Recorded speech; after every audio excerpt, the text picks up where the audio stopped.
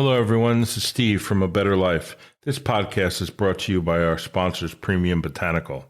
They are the makers of Herbal Spectrum, which is a full-spectrum hemp-based CBD. They make salves, liquids, and they have a great mixed berry gummy. You can check them out at www.mypbcbd.com. Now our podcast.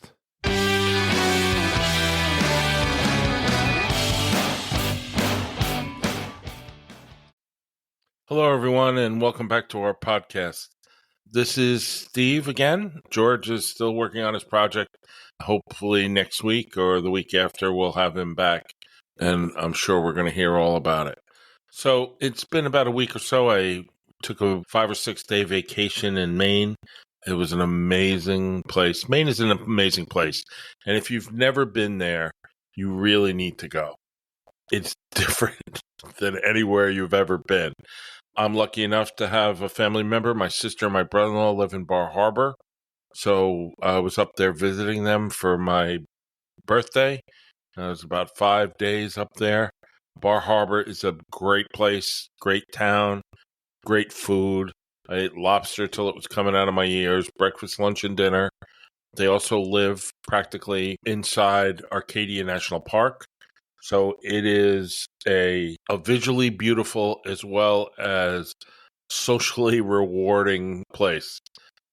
To walk along the ocean there is an amazing view. The rocks, the colors, the green trees set on the backdrop of the Atlantic Ocean, which seems to have such a different view or color than the ocean here in New York. It has this green tinge to it, and it really is a beautiful place. You could just drive around in your car. If it's a beautiful day, drive around in your car, you drive along the ocean, you go into the park in Arcadia National Park. If you get tickets, you have to go up to Cadillac Mountain, which gives you an amazing view.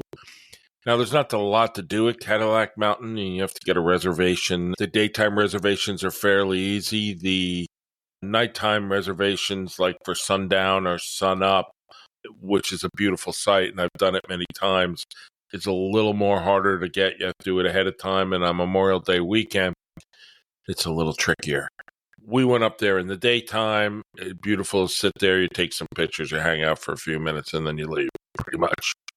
But if you're a hiker, there's some amazing trails with amazing views. If you're a real hiker and you don't mind heights and you don't mind hanging on to the side of a cliff, the Precipice Trail is an amazing thing to see, but you're climbing hand over hand up rebar steps, and the way up can be challenging, and so can the way down, because you're constantly looking for a place to place your feet. But if you're scared of heights, I wouldn't go anywhere near it. But Harbor's an amazing place, great lobster, great breakfast.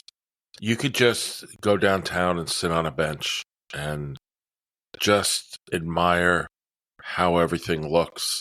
Watch the ships come in and out. They have cruise ships there. So you'll see these huge cruise ships, and they have to tow everybody back in on a smaller boat. But you see these huge cruise ships just sitting in the middle of the bay. I think it's called Frenchman's Bay, in the center of Bar Harbor. And they're just sitting against the beauty of the rocks and the water. It's quite a sight. There's so many great breakfast places there. We ate at the Great Maine Breakfast, which is a great place. They have great jellies and homemade bread. Also, Jordan's is a great place to eat there in Bar Harbor. They're known for their blueberry pancakes and their blueberry syrup. Of course, if you want real blueberry syrup or real Maine syrup, you have to pay extra for it. They just give you the bottled stuff, probably the same stuff we have in our refrigerators all over the place. Also, if you've never been before, it's also great to go to Jordan Pond. There's an inn there. They're known for their popovers. Frankly, I don't think their popovers are as good as mine, but they're known for their popovers. The food's just okay. The popovers are great. With a little homemade blueberry jam on, they're fantastic. It's something you should at least do once. And take the trail. There's a beautiful trail that goes around Jordan Pond.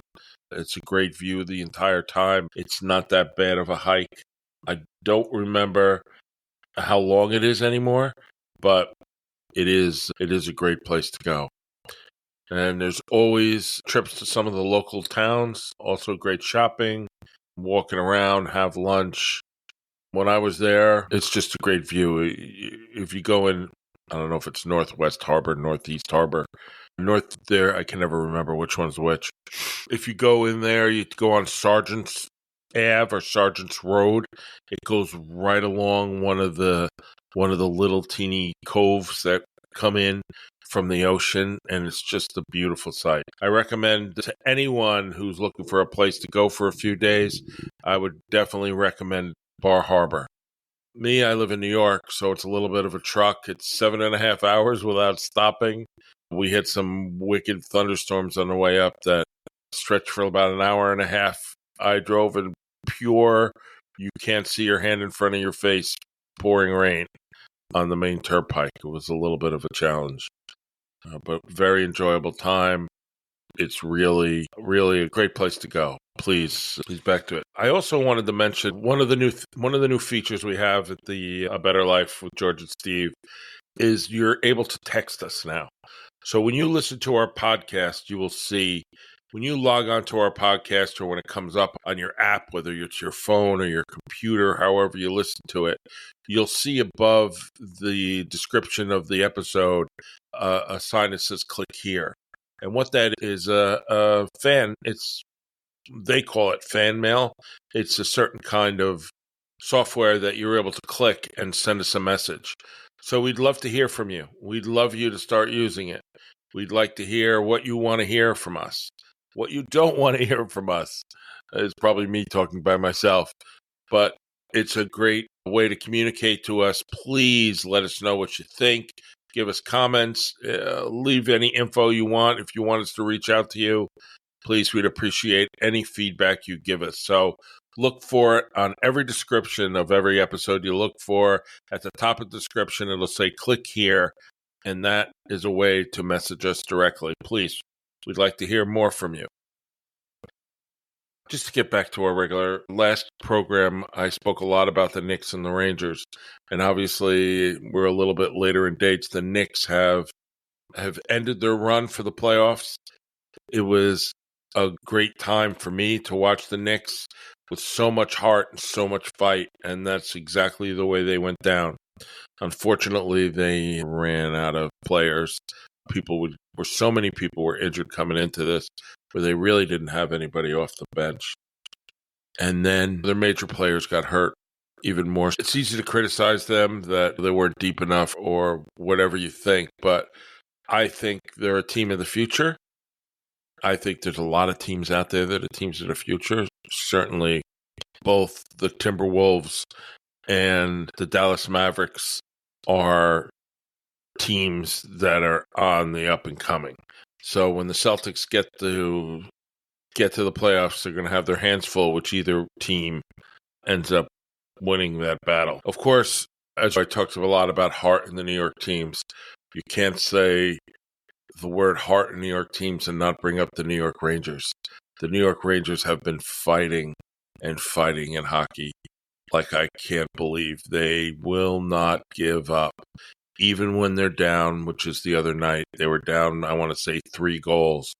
They came back. Even when the team scored another goal, they came back. And it was the first Ranger in history to score 3 goals for a hat trick in the final period of a playoff game. It was quite an amazing feat. The other 2 players to do it were Gretzky and Messier.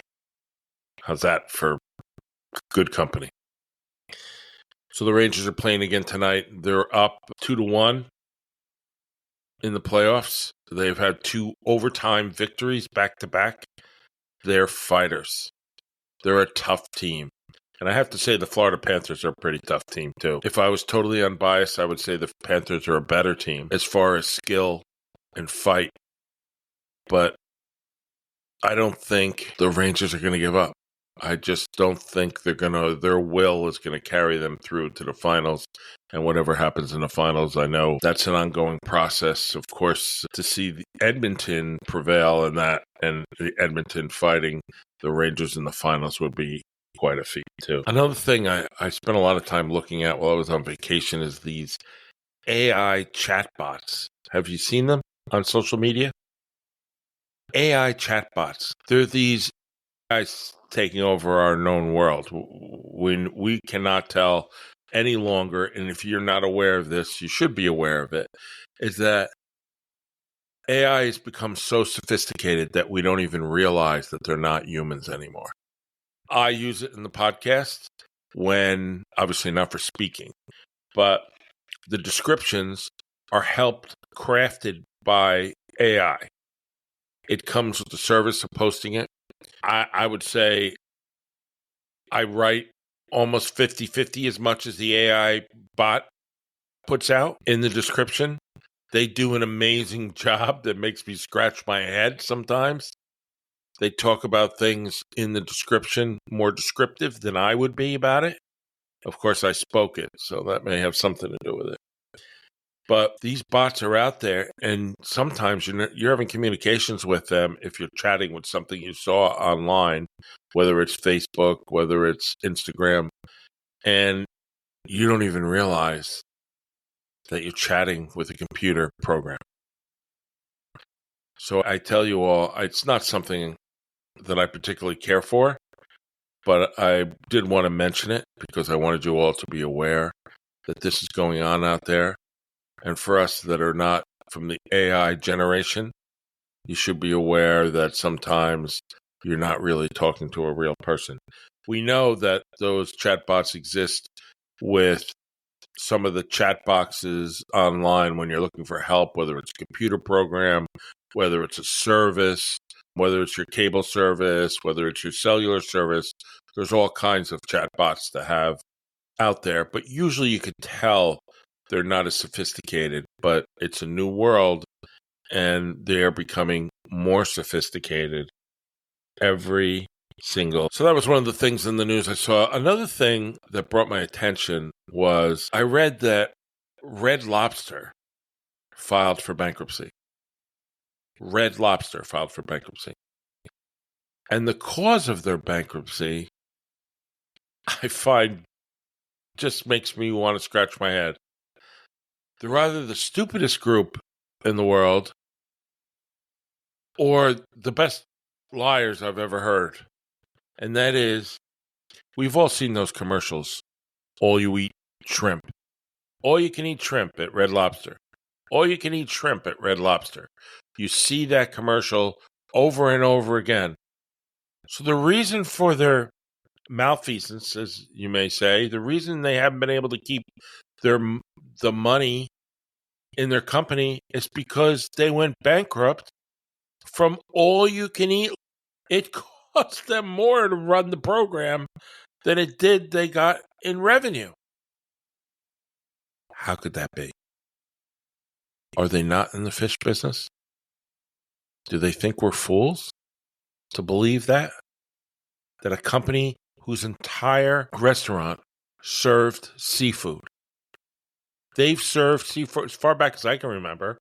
I remember taking my girlfriend in high school there. And you're going to tell me that they weren't aware that the shrimp was going to cost more than they make? They weren't aware that people would come in and eat plates and plates of shrimp? I don't know. I don't even know what to believe anymore. It's hard to know what the truth is when you read the paper. And this is something I touched on in the last episode. It's hard to know who's telling you the truth. I don't even know what to keep saying about that. But everywhere I look, I see it. And they say it with a straight face. Yes, we're in the seafood business for decades, and we didn't realize the shrimp cost more than we were collecting. And we continued to do it. It's not like they did it for 3 months and it put them out of business. They've been doing this all you can eat shrimp for a long time. Now, all of a sudden, they realize that they're losing money and it put them out of business. I don't know. Listen, we all know the restaurant business is challenged. It's always been challenged. You had to know you were going to do it. It looks easy. It's not. Food's expensive and more expensive than ever. And ever since COVID, it has become incredibly difficult to run a restaurant. Food costs are through the roof. And frankly, people don't want to pay it. When they go to a restaurant, they don't want to pay the increase in food costs. They just don't. They'll spend it in the supermarket, but they won't spend it in your restaurant unless it's exceptional. And by exceptional, I don't mean fancy. Exceptional means good. Exceptional means you're doing something different than others do. Or you're giving them a quality. I mean, look at barbecue has gone through the roof. And I don't know if I mentioned it in the last that I did a fundraiser barbecue. I have a commercial smoker, as some of you, if you listen to this program all the time. And we did a barbecue boil, a seafood boil, which I didn't have any part of. And I did ribs, pork belly, and chicken wings. So I smoked, I want to say, 15 full racks of ribs, baby back, and about 30 pounds of pork bellies, along with 20 or so pounds of chicken wings, which literally took me 2.5 days to do.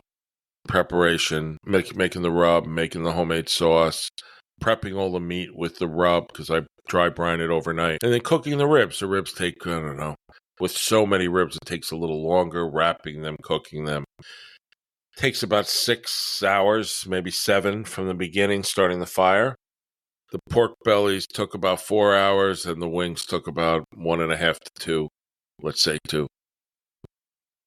And the smoker's only so big. But we fed 55 people, I want to say. I told them 40. They said 60. And that's the way it goes when you cook for people. I have to say I was pretty physically exhausted afterwards, but everything worked out well. The club that I cooked for made some money. It was a beautiful day. People enjoyed themselves. The seafood boil, which was crawfish, was fantastic. I'm not really a crawfish guy. I know I'm a lobster guy, but not a crawfish guy. I don't like all the work. That's really why I don't eat crab, because I really don't like all the work to it. But it was good. I ate the corn and the potatoes. I ate a couple of crawfish. They were great. Really a great time had by all. So for those of you that know me in the real world, not in this podcast world, I used to work retail. I put myself through college working retail, and I used to work for Nordstrom's. I started there as a shoe salesman and manager, and through the ranks over there, and almost chose to work towards being a buyer instead of going to law school, which I ended up doing. But I kept my focus, thankfully, and went for my law degree. And I read in the paper, Bruce Nordstrom had passed away, and he's one of the elder statesmen of that company. I want to say his father and his uncle started the company, and it was an amazing company to work for, I have to say. There wasn't a day that I can recall that the elder statesmen, the original, and I call them my original Nordstroms, didn't have their hand in everything that was going on there. They were leaders in every sense of the word. When they came to the store, and there were many stores, I worked mostly in Paramus, New Jersey, but also in Short Hills, and also in Westchester a little bit. When they came to the store, they spoke to everybody. They walked around alone. They weren't led by the hand by everybody and shown what the people on the ground wanted to see. They went and walked around themselves.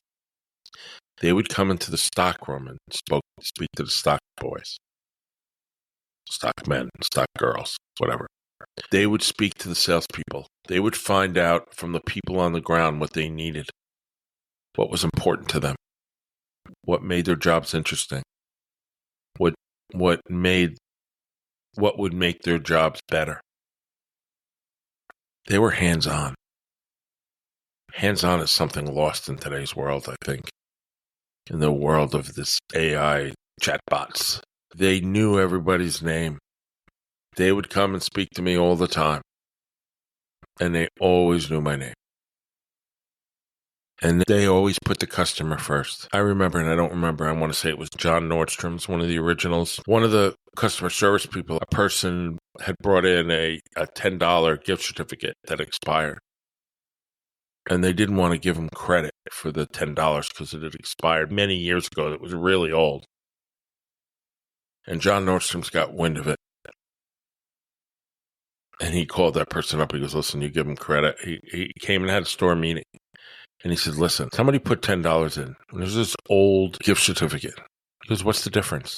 He goes, if I thought a $10 gift certificate were going to bring new customers to our store, he goes, I'd be having people fly up and down the East Coast, throwing them out a helicopter. The cost of acquiring new customers is expensive. Advertisements. Discount. If $10 brings a new customer into your store and that makes them a customer, it's well worth the acquisition. But that's the way they looked at everything. No matter what you brought in, you got your money back. If it wasn't right, the customer was always right. And I'll be honest with you, historically, I don't know what to say about the Northeast, their customers respected that. Their customers only brought back things, in most cases, that were bad. And the way they ran their company was few and far between things that were bad. I want to know the passing of one of the giant families of the retail industry, the Nordstroms, and the passing of Bruce Nordstrom. His integrity and devotion to his craft and his business will certainly be missed by all of us. And just to jump back to sports for a minute, if any of you watched the PGA a couple of weeks ago, really, the winner gets arrested 2 days before for running through a police roadblock. Shifley is his name. He thought his start time was more important than the person that had been killed on a street corner there in a car accident, and they had the road closed. For those of you who don't know, they had the roads closed. He was on the way, and it wasn't even his tee time was yet. He was going there to hit balls before his tee time. And he's the number one player ranked in the world, and yes, he's a great player.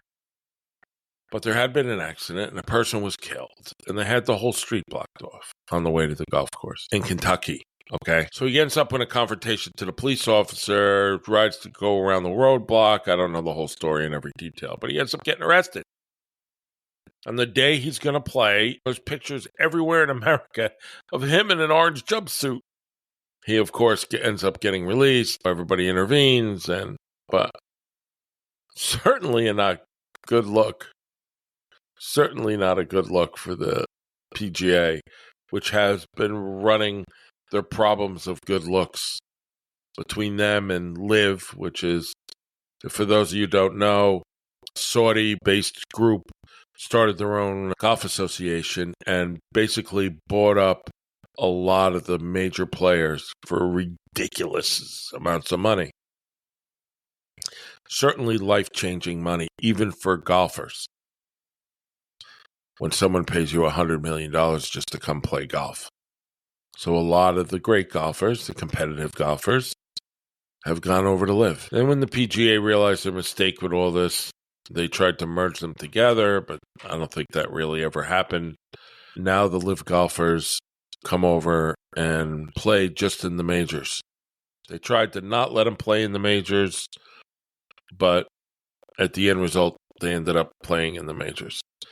And they are competitive. So these Live golf events, we don't even see them. They're on somewhere. I don't have any idea. I've never watched them. And I love to watch golf. I watch it every weekend, somewhat. The majors I watch completely. The Masters I start watching on Thursday. I have it on in my office while I work. It's on where I go somewhere and watch it later in the day and out of the office earlier than I would normally. The Masters to me is one of the pinnacle sporting events, along with the Kentucky Derby. Saratoga racing is fantastic. World Series, but even more than that, even more than the World Series. It's an amazing blast from the past. And for those of you who don't know, the Masters was started by a famous golfer, probably the greatest golfer ever, as some people think, even though there's arguments today that Tiger's better, Jack Nicklaus is better. Bobby Jones is the father of them all. He was the first person to win what's called the Grand Slam.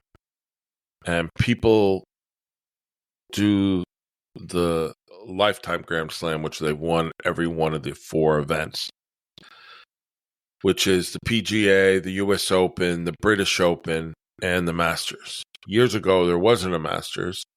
It was an amateur championship. So those were the 4. And to win the British Open was impossible for American for a long time, but Americans started to do it sporadically before Bobby Jones won the Grand Slam event when he was, I want to say it was the 1930s, and he was probably in his 30s at the time. He was a great golfer, Bobby Jones, and he bought the property to build Augusta, which used to be a nursery, a farm for flowering plants and trees. And he carved this course out of the middle of this land and built one of the great courses of America. Of course, nobody could play there because it's a private club. It's ridiculously private, not like the private clubs that we see around in our neighborhoods that we can't get into either. But this club's the richest men in the country can't get into it.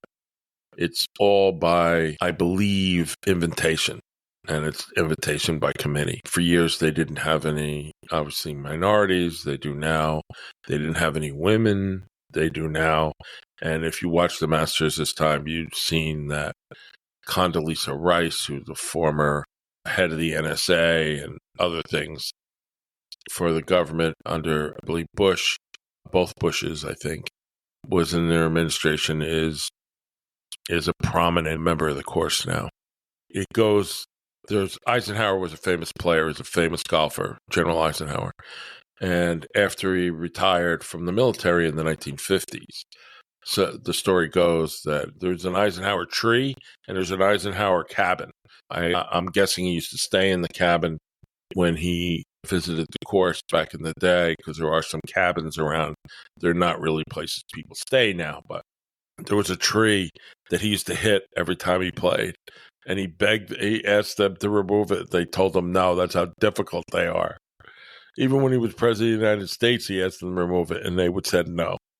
So apparently, he was never going to run for president. That all the big wigs brought him in and convinced him on that course of running for president. And that's how his presidential campaign and ultimately his presidency started out. Usually at the end of the session, I like to do a restaurant review. Because I've been away, all the restaurants I ate at were in Maine or somewhere else.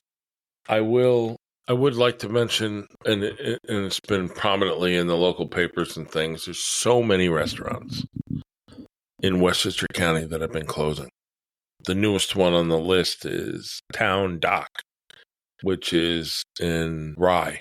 And it's been there, I want to say, almost 30 years. It's a very casual restaurant. They have the normal things, burgers, but they also have had fish.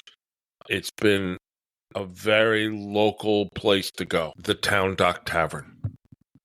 And I have to say, I'm a little surprised, but that just underlines what I said before, the difficulty it is to run restaurants today, that it's really changed. I don't think the profits are there. I think it's difficult. There's a lot of other restaurants that have been closing, the Archie Grand and White Plains, Epstein's and Yonkers. There's so many restaurants that have been closed, but there's some new ones opening up. I'm hoping to do reviews of some new restaurants. I definitely want to go to Saigon Table. I love Vietnamese food, and I'm looking forward. That's opened recently in Rye. I do love to go for pho at Saigonese, which is in Hartsdale on Central Avenue. And a new steakhouse in Eastchester opened up, Peter's Steakhouse, which is supposedly opening up in the same spot as the old meat market was there on East Post Road. I don't know. But I'm looking forward to try their steak. It's supposedly being run by very experienced steak people, for lack of a better explanation. So we'll have more reviews in the future. Hopefully George will be back next week. Please, I ask you, go on and send messages to us. Send us a message. Click on that new link on every description of every podcast we do and send us a message. Hopefully next week we'll be back with the full crew, with a full agenda, hearing about trials and tribulations of George's new project, and hopefully we'll have some restaurant reviews. Until then, thank you for listening. We both appreciate it immensely. Any questions, please click us and let us know. I also wanted to just take a minute and talk about our sponsor, Premium Botanicals.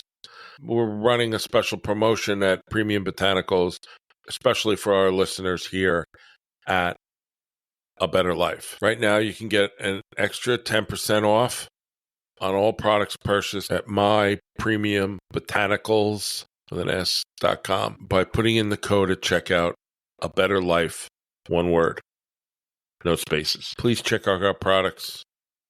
We have great salves, great results. We're getting great feedback from everyone. The gummies are great for inflammation, help you sleep. Those have been a very popular product. We also have stronger liquids if you prefer a liquid rather than a gummy. We also have a pet liquid.